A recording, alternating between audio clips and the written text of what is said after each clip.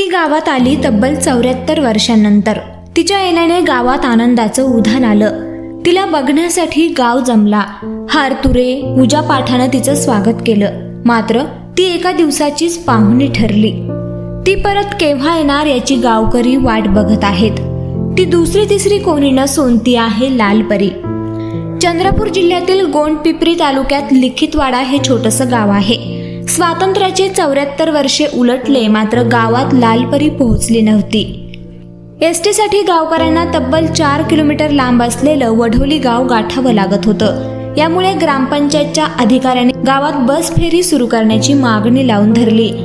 अखेर या मागणीला यश आलं आणि पहिल्यांदाच लालपरी गावात आली। मात्र गावकऱ्यांचा हा आनंद क्षणिक ठरला। या बस सेवेला आम्हाला 8 महिने 19 दिवसांच्या प्रयत्नानंतर ही बस सेवा चालू झाली। पण लालपरी आमच्या गावामध्ये फक्त एकच दिवस धावली आणि त्याच्यामुळे लोकांना भरपूर त्रास होतोय। बाहेर गावाला जाता येत नाहीये आणि दिवाळीसारखा सण आहे पण त्यासाठी आपल्या गावाला जाता येत नाहीये कारण की प्रायव्हेट व्हेकल जे आहेत ते म्हणजे गरजेपेक्षा जास्त पैसे घेत आहे। लुबाडणूक चालू आहे त्यांची, त्यामुळे लोकांना जास्त त्रास होतोय आणि प्रशासनाकडे याच्याकडे जातीने लक्ष द्यावं हीच विनंती। धन्यवाद।